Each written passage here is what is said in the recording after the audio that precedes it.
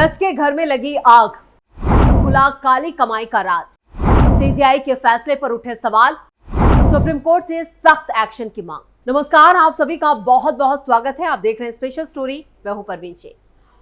Delhi high court के justice Yashwant Verma के घर मिले नोटों के पहाड़ ने पूरी न्यायिक व्यवस्था को हिलाकर रख दिया है। कैश कांड की चर्चा ने सियासी गलियारों तक में हड़कंप मचा रखा है। इस मामले में सुप्रीम कोर्ट ने फौरन एक्शन लेते हुए उनका ट्रांसफर दिल्ली हाईकोर्ट से इलाहाबाद हाईकोर्ट कर दिया। और इस फैसले पर भी सवाल खड़े हो रहे हैं, क्या दिल्ली वालों को ईमानदार जज की जरूरत है, जबकि इलाहाबाद हाईकोर्ट में बेईमान जज चल जाएगा। वहीं एक तरफ जज यशवंत वर्मा के इस्तीफा लेने की भी बात जोर पकड़ रही है, लेकिन सुप्रीम कोर्ट इतनी देर क्यों लगा रहा है? उसे किस बात का डर है? सुप्रीम कोर्ट अपने स्तर पर जांच करने की बात जरूर कर रहा है, लेकिन ये जांच कब शुरू होगी? लेकिन सवाल फिर वही है कि जांच शुरू होगी तो क्या ये अपने नतीजे तक पहुंचेगी? जज के कैश कांड ने देश की जुडिशरी सिस्टम के अंदर पनप रही सड़ांध की पोल खोल दी है। करप्शन की गंदगी देश की न्यायिक व्यवस्था को खोखला कर रही है। हर तरफ बदबू फैल रही है, लेकिन इस सड़ांध को कौन रोकेगा? क्या सुप्रीम कोर्ट कोई बड़ा फैसला लेगा? वैसे वक्त की यही मांग है कि कोई सख्त एक्शन लिया जाए। चलिए, ये पूरा मामला है क्या, वो भी आपको बताते हैं। दरअसल 14 मार्च को जस्टिस यशवंत वर्मा, जो दिल्ली हाईकोर्ट के वकील थे, सरकारी बंगले में उनकी आग लग गई। वो शहर से बाहर थे। परिवार वालों ने फौरन फायर ब्रिगेड और पुलिस को बुला लिया। आग पर काबू पा लिया गया, लेकिन इस दौरान दमकल कर्मचारियों को बंगले के अंदर बड़ी मात्रा में नोटों का ढेर दिखाई दिया। हर तरफ नोट ही नोट बिखरे हुए थे। ये तस्वीरें देखकर अधिकारियों के भी होश फाख्ता हो गए। उन्हें समझ नहीं आ रहा था कि एक जज के घर से इस तरह नोटों का पहाड़ मिल जाए तो क्या किया जाए। वहीं बात बड़े अधिकारियों तक पहुंची और फिर सुप्रीम कोर्ट तक मामला पहुंच गया। रूम में बिखरा पड़ा था कैश। खबरें जो आ रही हैं उनके मुताबिक जज के दिल्ली वाले घर में लगी आग के बाद एक कमरे में करोड़ों रुपए बिखरे पड़े थे। नोटों का पहाड़ था। उस करोड़ों रुपए की बेनामी होने की संभावना भी है। आग नहीं लगती तो फिर यह खुलासा भी नहीं हो पाता। बचाव टीम ने इस मामले में सीनियर अधिकारियों और उसके बाद सुप्रीम कोर्ट के सीनियर अधिकारियों को इसकी जानकारी दी। कहा जा रहा है कि सुप्रीम कोर्ट ने इस मामले में आंतरिक तौर पर भी तफ्तीश के लिए कमेटी का गठन किया है। दिलचस्प है कि कांग्रेस नेता जयराम रमेश ने भी इस मुद्दे को राज्यसभा में उठाया और इसको लेकर कई सवाल खड़े किए। सीजीआई ने कोलेजियम की बैठक बुलाई। भारत के मुख्य न्यायाधीश यानी सीजीआई संजीव खन्ना को जब ये जानकारी मिली तो उन्होंने फौरन कोलेजियम की बैठक बुला ली। जस्टिस यशवंत वर्मा का ट्रांसफर भी कर दिया गया। ये एक शुरुआती एक्शन है। इसके आगे सुप्रीम कोर्ट इस मामले में अपने स्तर पर जांच करने की बात कर रहा है। जांच में अगर जस्टिस यशवंत वर्मा खुद को नहीं बचा पाते हैं तो उनसे इस्तीफा लिया जा सकता है। इस्तीफा ना देने पर संसद में उनके खिलाफ महाभियोग लगाकर भी उन्हें पद से हटाया जा सकता है। इसके बाद उन पर जो दूसरी कार्रवाइयां हैं वो की जा सकती हैं। बहरहाल इस पूरे प्रोसीजर में एक लंबा वक्त लगेगा, और जबकि वक्त ये कह रहा है कि त्वरित कोई बड़ा एक्शन लिया जाए। जब तक लोग इस मामले को भूल भी जाएंगे, क्योंकि अगर लंबा वक्त लगता है तो लोगों के दिमाग से ये जो पूरा जो कैश कांड सामने आया है वो निकल जाएगा। वैसे जज के घर पर बेहिसाब नकदी का पाया जाना एक रेयर और सीरियस मामला है। न्यायपालिका पर अब अपनी ईमानदारी बनाए रखने और जनता का विश्वास बहाल करने के लिए फौरन और निर्णायक कार्रवाई करने का दबाव है। कोलेजियम ने तबादले की सिफारिश की, लेकिन कुछ सदस्यों ने चिंता जताई कि न्यायिक ईमानदारी को बनाए रखने के लिए ये काफी नहीं हो सकता, क्योंकि कोलेजियम में ही टकराव है। इस पूरे मामले को लेकर जिन जजों की कोलेजियम बुलाई गई थी उसमें ही टकराव देखने को मिला। कोई सख्त एक्शन की मांग कर रहा था तो कोई ये कह रहा था कि जो फैसला लिया गया है इससे क्या भरोसा कायम होगा। ऐसे सुझाव दिए गए थे कि जस्टिस वर्मा को इस्तीफा दे देना चाहिए। अगर उन्होंने इनकार कर दिया है तो संसद की तरफ से निष्कासन की दिशा में एक शुरुआती कदम के रूप में आंतरिक जांच शुरू की जानी चाहिए। वैसे होना तो यही चाहिए था, लेकिन ऐसा नहीं हुआ, बल्कि उनका ट्रांसफर इलाहाबाद हाईकोर्ट में कर दिया गया। अब सवाल यह है कि इलाहाबाद हाईकोर्ट में भेजने का यह मतलब है कि वहां ईमानदार जज की जरूरत नहीं है, सिर्फ दिल्ली हाईकोर्ट को ही ईमानदार जज चाहिए।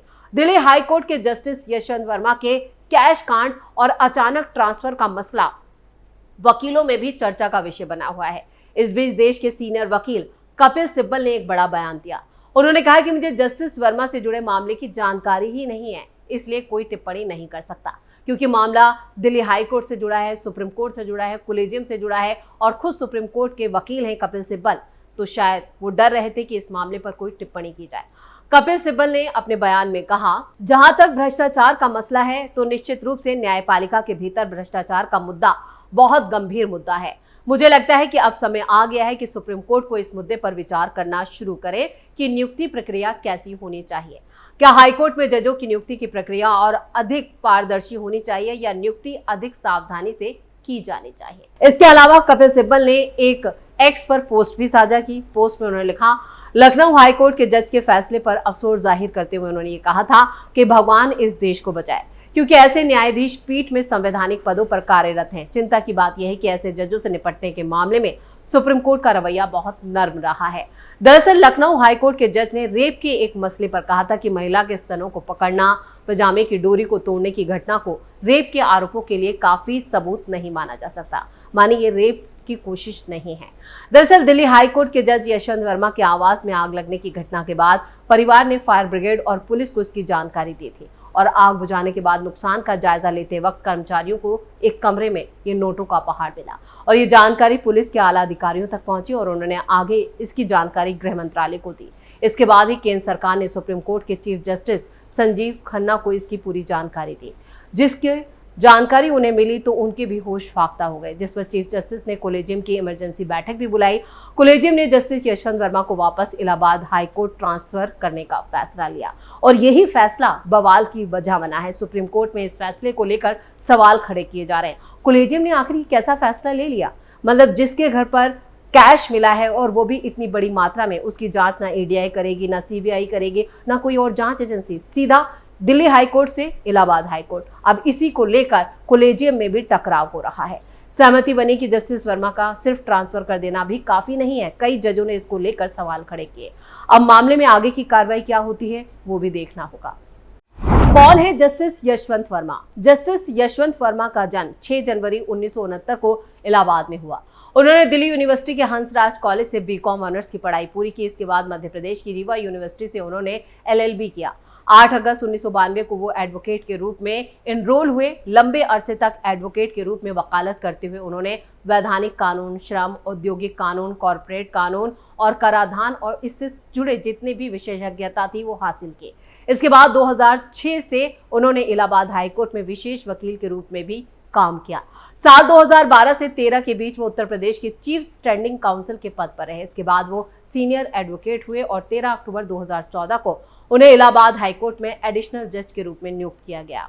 1 फरवरी 2016 यानी 2 साल के अंदर ही उन्हें परमानेंट जज के रूप में प्रमोशन मिला, उनकी पदोन्नति कर दी गई और 11 अक्टूबर 2021 को उनका ट्रांसफर दिल्ली हाईकोर्ट में कर दिया गया। ये भी अपने आप में कई सवाल खड़े करता है, क्योंकि जिस तरह से वो धीरे धीरे आए और अचानक से वो दिल्ली हाईकोर्ट के जज बन गए, इसको भी लेकर यहाँ पर भ्रष्टाचार की बूझ सामने आ रही है।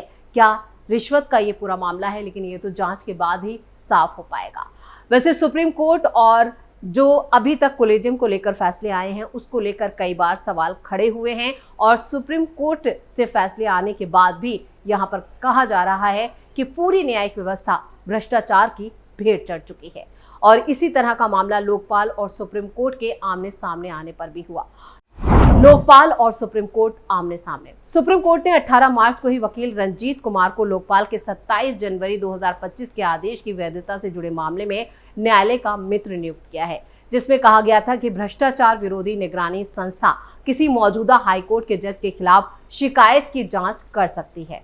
और इसी मामले की justice BR Gavai, justice Suryakant और जस्टिस अभय S ओका की पीठ ने साफ किया कि वो शिकायत में लगाए गए आरोपों के गुण दोष की जांच नहीं करेगी, सिर्फ अधिकार क्षेत्र के मुद्दे की जांच करेगी। लोकपाल ने अपने जवाब में दोहराया कि हाईकोर्ट के जज लोक सेवक की परिभाषा को पूरा करते हैं और लोकपाल और लोकायुक्त अधिनियम 2013 जजों को इससे बाहर नहीं रखता। और इस मामले में शिकायतकर्ता व्यक्तिगत रूप से अदालत के सामने मौजूद हुए और उन्होंने तर्क दिया और उन्होंने लिखित दलीलें भी पेश की। सुनवाई के दौरान सॉलिसिटर जनरल तुषार मेहता ने पीठ के सामने दलील दी कि लोकपाल ने अपना हलफनामा दाखिल कर दिया है। मेहता ने यह भी कहा कि हलफनामे में आदेश में अपनाए गए रुख को दोहराया गया है। मेहता ने कहा कि लोकपाल के पास ऐसी शिकायतें हैं कि जांच करने का कोई अधिकार नहीं और उसका आदेश रद्द किया जा सकता है। मेहता ने अपने लिखित तर्क में कहा कि यह कानून का स्थापित प्रस्ताव है और हाईकोर्ट के जज संवैधानिक पद का धारक होता है, उसे सरकार का कर्मचारी नहीं माना जा सकता। सर्वोच्च न्यायालय ने शिकायतकर्ता की तरफ से सहायता के लिए रंजीत कुमार को न्याय मित्र नियुक्त करने का फैसला लिया है, जो अब इस पूरे मामले की जांच करेगा। सुप्रीम कोर्ट ने कहा कि वो लोकपाल के आदेश पर शुरू की गई स्वप्रेरित कार्रवाई में दलीलें जो हैं 15 अप्रैल को सुनेगा। यानी 20 फरवरी को सुप्रीम कोर्ट ने लोकपाल के उस आदेश पर ही रोक लगा दी थी जिसमें एक मौजूदा हाईकोर्ट के जज के खिलाफ शिकायतों पर विचार किया गया था। सुप्रीम कोर्ट ने इस आदेश को बहुत परेशान करने वाला करार दिया था, जहां पर हाईकोर्ट पर ही रिश्वत लेने के आरोप लगे और नोटिस जारी कर लोकपाल से ही 27 जनवरी को अपने आदेश से जुड़े उस पर स्वतः संज्ञान लेते हुए कार्रवाई की मांग की और जज का नाम भी गुप्त रखा गया। यानी सुप्रीम कोर्ट ने ही यहां पर जिस तरह से जज का बचाव किया, उसने भी कई सवाल खड़े कर दिए। आपको बता दें कि पीठ ने कहा था कि वो इस संबंध में कानून बनाएगी, क्योंकि सभी जजों की नियुक्ति संविधान के तहत होती है।